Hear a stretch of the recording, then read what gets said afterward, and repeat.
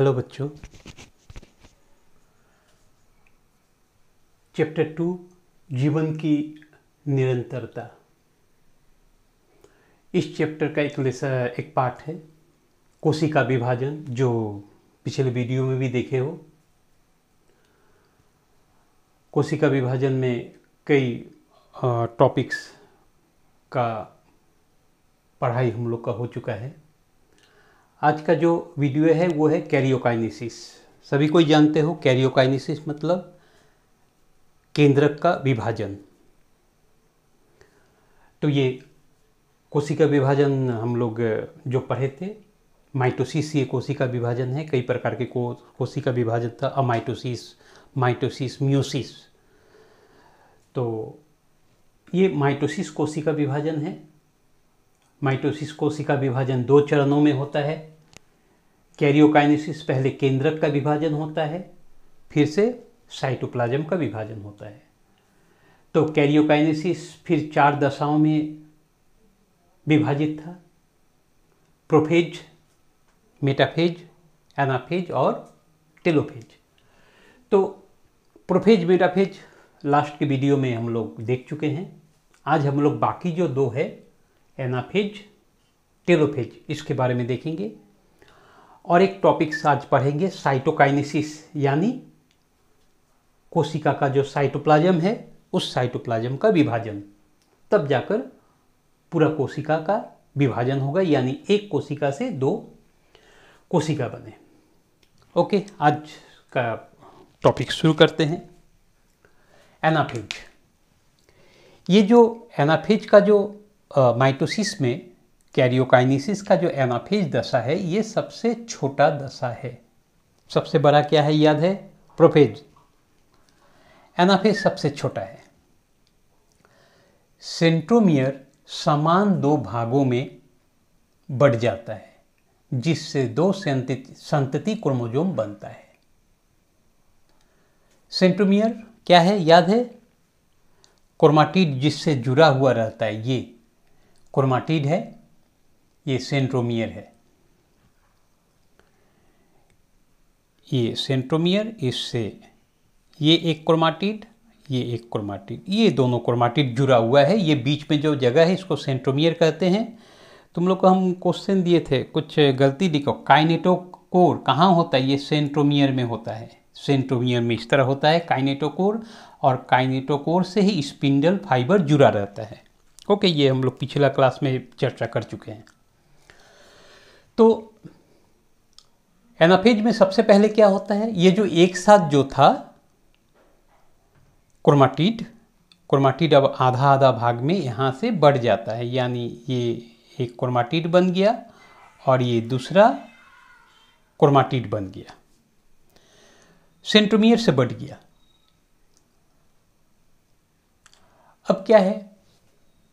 Chromosome spindle fibre का संकुचन। ये स्पिंडल फाइबर है, इसका संकुचन ये इधर खींचेगा, इधर खींचेगा। और संतति क्रोमोसोम के मध्य, ये 2 क्रोमोसोम है, ये क्रोमोसोम के मध्य विकर्षण से आधा क्रोमोसोम उत्तरी और आधा दक्षिणी ध्रुव की ओर बढ़ने लगता है। इससे जो आधा आधा पूरा सब क्रोमोसोम, जो एक साथ जो क्रोमोसोम था, सब क्रोमोसोम ये एक साथ था, पिछला चित्र में याद है, आधा हो गया। ये भी एक साथ था, चारों क्रोमोसोम एक साथ था, सब आधा आधा हो गया क्रोमोसोम। आधा होकर ये सब क्रोमाटिड था, अब ये क्रोमोसोम, इसको कहते हैं संतति क्रोमोसोम। एक क्रोमोसोम से 2 क्रोमोसोम बना, दोनों को संतति कहते हैं। तो ये पूरा आधा क्रोमोसोम बनकर ऊपर जाने लगा उत्तरी ध्रुव में, आधा क्रोमोसोम नीचे की ओर जाने लगा। इसी को कहा गया है। कैसे जाने लगा? इससे जो क्रोमोसोम से जो ये धागानुमा रचना स्पिंडल फाइबर जुड़ा है, ये इसमें संकुचन होता है, सिकुड़ने लगता है। तो आधा ऊपर चला गया, आधा नीचे जाने लगा। और बीच में ये दोनों क्रोमोसोम जो है, ये संतति क्रोमोसोम, इसके मध्य में एक दूसरे को विकर्षण मतलब दूर धकेलता है, एक दूसरे से दूर जाता है, इसी को विकर्षण कहते हैं। तो ये 2 कारण से धीरे धीरे आधा क्रोमोसोम ऊपर की तरफ, आधा नीचे की तरफ, पादप में भी पौधा में भी आधा ऊपर की तरफ, नीचे की ओर जाने लगा। यहां तक क्लियर है? इसे कहते हैं एनाफेजीय गति। बहुत इंपॉर्टेंट शॉर्ट क्वेश्चन में आता है। एनाफेज में जो ये क्रोमोजोम का चलन है, प्रचलन है, एक जगह से दूसरे जगह मतलब दोनों ध्रुवों की तरफ बढ़ रहा है, इस गति को कहते हैं एनाफेजीय गति। और क्या होता है इसमें, इक्वेटर क्षेत्र यानी बीच का, कोशिका का जो बीच का स्थान है, इसको कहते हैं इक्वेटर क्षेत्र। ये सिर्फ प्राणी में होता है, यानी ये प्राणी कोशिका है, इसमें होता है। क्या होता है, इंटरजोनल फाइबर। ये जो फाइबर देख रहे हो इसको कहते हैं ये इंटरजोनल फाइबर। बीच में देखो कुछ फाइबर ये जमा हुआ है। ये फाइबर ही बाद में क्या बनाता है, स्टेम बॉडी। ये सब शॉर्ट क्वेश्चन के लिए जरूर याद रखोगे, इंपॉर्टेंट। क्रोमोजोम दोनों तरफ गति करने लगा, इसको एनाफेजीय गति कहते हैं। बीच में ये स्पिंडल फाइबर से ही एक अलग रचना बनता है, इसको कहते हैं interzonal spindle fibre. Interzonal spindle fibre क्या बनाता है, स्टेम बॉडी का गठन करता है। ये प्राणी में होता है, पौधा में ये नहीं होता है। पौधा के कोशिका में ये रचना नहीं होता है। और तीसरा पॉइंट क्या है, सेंट्रोमियर की स्थिति के अनुसार, सेंट्रोमियर ये क्रोमोजोम भी आकार का, देखो इसमें हम चित्र बाकी सब में पॉसिबल नहीं है हम बराबर दिखाएं, लेकिन ये जो पहला वाला चित्र तुम लोग को अच्छा से समझाने के लिए हम दिखा दिए हैं। क्रोमोजोम कितने तरह का, कितने आकार ले सकता है। तो क्रोमोजोम जो है किसके आधार पर, सेंट्रोमियर। ये जो सेंट्रोमियर जो है बीच में जो देख रहे हो जुड़ा हुआ है, उसको कहते हैं सेंट्रोमियर। इसकी स्थिति के, इसके अनुसार क्रोमोजोम 4 प्रकार से रह सकता है। पहला है भी जैसा मेटासेंट्रिक, मेटा यानी बीच में, एल सब मेटासेंट्रिक, जे एक्रोसेंट्रिक्स और आई टेलोसेंट्रिक। ये आकार का क्रोमोजोम इस दशा में होता है। किस तरह का, हम सब में देखो चित्र के अनुसार। भी आकार यानी मेटासेंट्रिक, यानी इसका जो सेंट्रोजोम है ठीक बीच में है। देखो इधर भी ये दोनों जो बाहु है, साइड है, दोनों बराबर है, इसको कहते हैं मेटासेंट्रिक। इस तरह हो सकता है। या एल सब मेटासेंट्रिक, देखो एल जैसा है, इसका एक साइड छोटा है दूसरा साइड से, ये यानी करीब करीब बीच में ही है, पूरा बीच में नहीं है लेकिन करीब, इसी को कहा गया सब मेटासेंट्रिक। एक साइड छोटा, एक साइड थोड़ा बड़ा। जे एक्रोसेंट्रिक, ये क्या है, किनारे की तरफ। एक्रोसेंट्रिक मतलब एकदम कॉर्नर की तरफ। इसका एक बाहु या साइड ज़्यादा लंबा है और एक काफ़ी छोटा है, ये जे आकार का, इसको कहते हैं एक्रोसेंट्रिक। ये क्रोमोजोम का जो सेंट्रोमियर है करीब करीब कॉर्नर में, एकदम किनारे की तरफ है, एकदम किनारे की तरफ है, इसीलिए इसको एक्रोसेंट्रिक कहते हैं। और टेलोसेंट्रिक एकदम लास्ट में, टेल पूंछ। टेलोसेंट्रिक मतलब सेंट्रोमियर जो होता है एकदम अंतिम में। देखो सेंट्रोमियर, ये सेंट्रोमियर को समझाने के लिए, सेंट्रोमियर की स्थिति समझाने के लिए चित्र को मैंने ये इस तरह बताए हैं। शॉर्ट क्वेश्चन में आ ही सकता है, ये सब इंपॉर्टेंट है। तो सेंट्रोमियर की स्थिति के अनुसार क्रोमोजोम मेटासेंट्रिक, मेटासेंट्रिक यानी बीच में सेंट्रोमियर, सब मेटासेंट्रिक बीच का थोड़ा सा इधर, यानी ये साइड करीब करीब बड़ा है लेकिन थोड़ा सा, एक छोटा एक बड़ा है।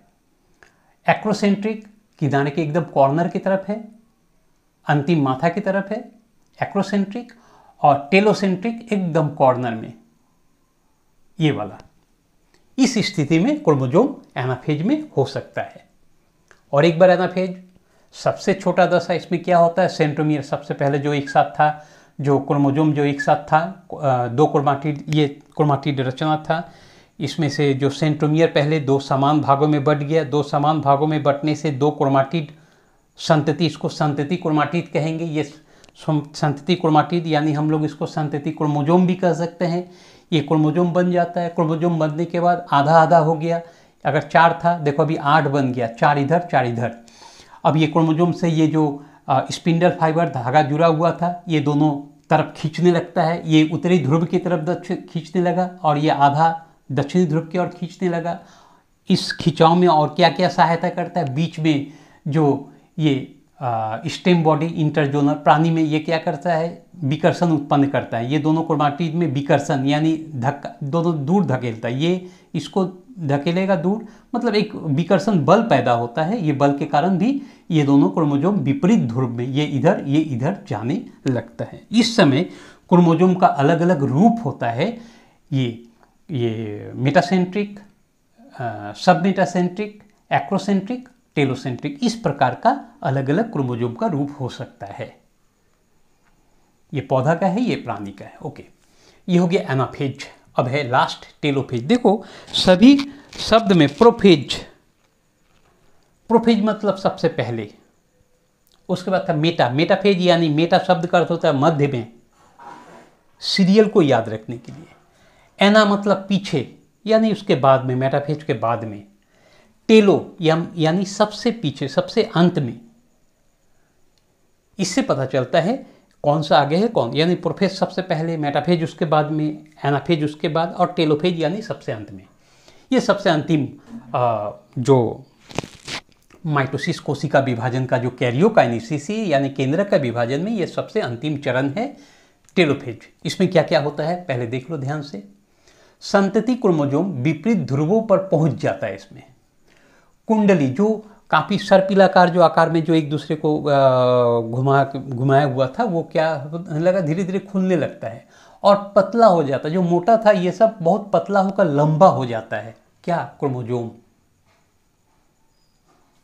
जो शुरू में जब क्रोमोजोम प्रोफेज का पहले प्रोफेज में जिस तरह का था, ठीक इसी प्रकार होने लगता है। क्या हुआ, संतति क्रोमोजोम, ये सब जो है नया क्रोमोजोम बना, इसको हम लोग संतति क्रोमोजोम कहते हैं। संतति क्रोमोजोम मोटा होने लगा, इसमें जो कुंडली था वो खुलने लगा, तो पतला और लंबा होने लगा, दोनों ध्रुवों पर पहुंच गया है। स्पिंडल फाइबर गायब हो जाता है, बहुत इंपॉर्टेंट है। ये जो स्पिंडल फाइबर से ये सब जो क्रोमोजोम जुड़ा हुआ था अब नहीं दिखता है, गायब हो गया, खत्म हो गया। दोनों ध्रुवों पर क्रोमोजोम के चारों ओर न्यूक्लियर मेम्ब्रेन घेरने लगता है। देखो धीरे धीरे ये जो याद है, ये प्रोफेज का ठीक ऑपोजिट है। प्रोफेज जो पढ़े थे ठीक उसका उल्टा सब है। उसमें न्यूक्लियर मेम्ब्रेन जो गायब होने लगा था, अब धीरे धीरे क्रोमोजोम के चारों ओर न्यूक्लियर मेम्ब्रेन आने लगता है, बनने लगता है, ठीक प्रोफेज के ऑपोजिट। चारों ओर न्यूक्लियर मेम्ब्रेन घेरने लगता है और न्यूक्लियोलस यानी केंद्रिका, ये देखो ग्रीन कलर, ब्लू कलर का दिख रहा है, यहाँ भी ये सब जो है केंद्रिका, ये दोनों गायब हो गया था प्रोफेज के समय, अब फिर लौट आता है। तो न्यूक्लियस फिर लौट आया और चारों तरफ केंद्रक झिल्ली यानी न्यूक्लियर मेम्ब्रेन बनने लगा। और प्राणी में क्या था, ये जो सेंट्रियोल है, सेंट्रियोल के चारों तरफ एक आवरण बनने लगा, यानी ये फिर सेंट्रोजोम बन जाएगा। थर्ड क्या है, पतला धागानुमा क्रोमोजोम फिर क्रोमाटिन जालिका बनाता है। न्यूक्लियस में जल शोषण और प्रसारण बहुत इंपॉर्टेंट है। जल शोषण प्रसारण द्वारा दो पूर्ण संतति कोशिका का निर्माण हो गया, बन गया दो कोशिका। क्या क्या हुआ टेलोफेज में, और एक बार देख लेते हैं। संतति, ये जो क्रोमोजोम जो दोनों तरफ गति करने लगा था, एनाफेजीय गति, पहुंच गया दोनों तरफ। ये उत्तरी ध्रुव में पहुंच गया, ये दक्षिणी ध्रुव में पहुंच गया। पहुंचने के बाद क्या हुआ, क्रोमोजोम पतला होने लगा, कुंडली खुलने लगा, लंबाई में बढ़ गया। क्रोमोजोम के चारों तरफ, दोनों तरफ देखो, उत्तरी ध्रुव में ये दो क्रोमोजोम, दो यहाँ पर दो तरह का केंद्रक बन रहा है, जिसको हम लोग क्या कहते हैं, संतति केंद्रक हम लोग कह सकते हैं, न्यूक्लियस, संतति न्यूक्लियस कह सकते हैं। दो केंद्रक बन गया, तो चारों तरफ न्यूक्लियर मेम्ब्रेन यानी केंद्रक झिल्ली बनने लगा। यहाँ पर भी ये पौधे का है, ये प्राणी का है। और न्यूक्लियस में, हाँ अच्छा, ये न्यूक्लियस में क्या होने लगा, जल शोषण। अब फिर से इसमें जल आने लगा। जो प्रोफेज में पढ़ रहे थे जल सूखने लगता है, क्रोमोजोम मोटा होने लगता है, प्रोफेज में पढ़े थे। अब टेलोफेज में फिर ऑपोजिट हो जा रहा है, फिर से इसमें जल आने लगा, जल शोषण होने लगा और प्रसारण यानी केंद्रक का आकार में बढ़ने से दो पूर्ण केंद्रक का, बिल्कुल जो पहले जब केंद्रक जैसा प्रोफेज में पढ़े थे इसी तरह ये बिल्कुल दो केंद्रक बन गया। ये दो केंद्रक बन गया यानी न्यूक्लियस बन गया। दो संतति इसको कहते हैं, दो संतति कोशिका नहीं कहेंगे, इसको कोशिका कहना, अभी भी कोशिका बना है नहीं बना है। तो प्रसारण द्वारा दो पूर्ण संतति न्यूक्लियस, इसको कहेंगे न्यूक्लियस। ये अभी तक केंद्र कोशिका नहीं बना है, दो न्यूक्लियस का गठन हुआ, संतति, ये एक एक एक एक बिल्कुल बराबर। माइटोसिस में हम लोग पढ़े थे, माइटोसिस कोशिका विभाजन में क्या होता है, बिल्कुल दो क्रोमोसोम संख्या, बराबर क्रोमोसोम संख्या वाला दो कोशिका बनता है। तो अभी तक कोशिका नहीं बना, यह सिर्फ केंद्रक बन गया, यानी कैरियोकाइनेसिस यहाँ पर कंप्लीट दो केंद्रक बन गया। अब क्या है, साइटोकाइनेसिस, यानी साइटोप्लाज्म, कोशिका द्रव्य का विभाजन होगा। कैसा होगा, दो अलग अलग, प्राणी में अलग होता है, पौधा में अलग होता है। प्राणी में क्या होता है देखते हैं। ये जो है प्राणी कोशिका में जो साइटोकाइनेसिस का प्रक्रिया है, ये टेलोफेज, यानी इस दशा में देखो यहाँ पर दो जो कोशिका का जो ये जो रचना है अंदर की तरफ धंसने लगा है, यानी टेलोफेज से ये शुरू हो जाता है। तो साइटोकाइनेसिस प्रक्रिया शुरू हो गया। कोशिका के मध्य भाग यानी मध्य भाग इसको कहेंगे, दोनों और संकुचन, ये संकुचन हो रहा है, इस संकुचन को कहते हैं फरो, फॉ में उकार, इस संकुचन को कहते हैं फरो, याद रखोगे, या खांच भी बहुत समय कहते हैं, फरो या खांच। ये फरो अंदर की ओर, ये बाहर बना था, ये संकुचन बाहर से हुआ था, ये अंदर की तरफ बढ़ रहा है, ये इधर जा रहा है, ये इधर जा रहा है, धीरे धीरे बढ़ने से यहाँ पर जब मिल जाता है, मिलने पर बिल्कुल दो नया कोशिका बन गया। चित्र देखो, धीरे धीरे बढ़ने पर यहाँ मिल गया और दो कोशिका, जिसके प्रत्येक के अंदर एक एक केंद्रक है, जिसमें इसमें भी जितना क्रोमोसोम है इसमें भी उतना क्रोमोसोम। मनुष्य का होगा, इसमें 46 क्रोमोसोम, इसमें 46, यानी 23 जोड़ा, यानी 2n, इसी को डिप्लॉयड कहते हैं।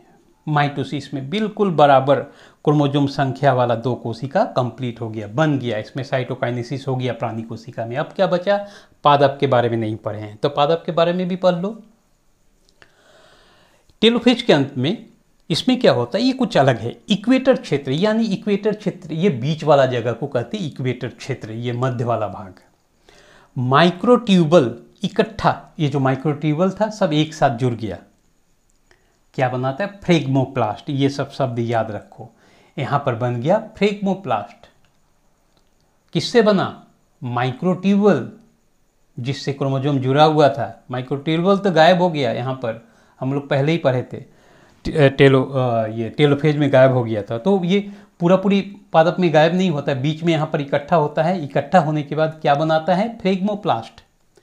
ये फ्रेगमोप्लास्ट कोशिका के अंदर और एक पदार्थ है, कोशिकांग है, इसको कहते हैं एंडोप्लाज्मिक रेटिकुलम। एंडोप्लाज्मिक रेटिकुलम, संक्षेप में हम लोग इसको ER कहते हैं, याद नहीं रहेगा इतना ही लिख दो, ER, एंडोप्लाज्मिक रेटिकुलम। तो ये एंडोप्लाज्मिक रेटिकुलम से फ्रेगमोप्लास्ट जुड़कर क्या बनाता है, सेल प्लेट। याद रखो, बहुत इंपॉर्टेंट है, सेल प्लेट, ये हो गया, इसी को कहते हैं सेल प्लेट। अब ये सेल प्लेट अंदर, ये बीच की तरफ अंदर बन रहा है। सेल प्लेट के दोनों ओर सेलुलोज, इधर भी, यहाँ पर और यहाँ पर, दोनों तरफ सेलुलोज नामक एक रासायनिक पदार्थ है, जमा होकर क्या बनाता है, कोशिका पर्दा, सेल वॉल, जिसको कहते हैं सेल वॉल होगा, सेल वॉल। तो सेल वॉल तैयार होता है, कोशिका पर्दा भी हम लोग इसको कहते हैं। फिर से एक बार देख लो क्या बना, पहले साइटोकाइनेसिस में पौधा में जो स्पिंडल फाइबर था, स्पिंडल फाइबर जुड़कर फ्रेगमोप्लास्ट बना। फ्रेगमोप्लास्ट कोशिका में ही उपस्थित ER यानी एंडोप्लाज्मिक रेटिकुलम से मिलकर सेल प्लेट बनाया। सेल प्लेट के दोनों ओर सेलुलोज नामक रासायनिक पदार्थ जमने लगा, इधर ऊपर में भी और नीचे में भी। इससे जमा होने से क्या बनता है, ये कोशिका पर्दा, ये जो देख रहे हो ये हो गया कोशिका पर्दा। पौधा में होता है, प्राणी में नहीं होता है। तो बीच में ये कोशिका पर्दा बन गया। पर्दा बनने के बाद ये जो है, ये रचना जो है धीरे धीरे ये बाहर की तरफ, देखो अंतर पूछा जाता है, प्राणी ये साइटोकाइनेसिस और पादप साइटोकाइनेसिस में, ये देखो बाहर की तरफ खांच बना, अंदर की तरफ बढ़ रहा है। और ये क्या होता है, बीच में अंदर में बनता है और ये बाहर की तरफ बढ़ने लगता है। ये इधर, ये धीरे धीरे बाहर जाकर फैलकर पूरी ये कोशिका को, पौधे के कोशिका को दो भागों में बांट देता है। यहाँ पर दो भाग में बच गया, यानी इसको कहेंगे दो संतति कोशिका। इसमें भी वही एक ही बात है, इसमें जितना क्रोमोसोम रहेगा इसमें भी उतना ही क्रोमोसोम रहेगा। पूरा क्रोमोसोम को हम लोग 2n बोलते हैं। तो एक मातृकोशिका से दो संतति कोशिका बन गया, बिल्कुल समान क्रोमोसोम संख्या वाले। ओके, बाकी जो है हम लोग इसके बाद मियोसिस पढ़ेंगे, मियोसिस के बारे में, तो वो नेक्स्ट क्लास में। ओके, आज यहाँ तक अच्छा से इसको नोट करो, फिर हम तुम लोग को तो क्वेश्चन देते ही हैं। अगर कोई प्रॉब्लम है तो ज़रूर कमेंट में देखोगे नीचे रखा हुआ है, कोई क्वेश्चन वगैरह किसी को पूछना है तुम लोग पूछ सकते हो। ठीक है।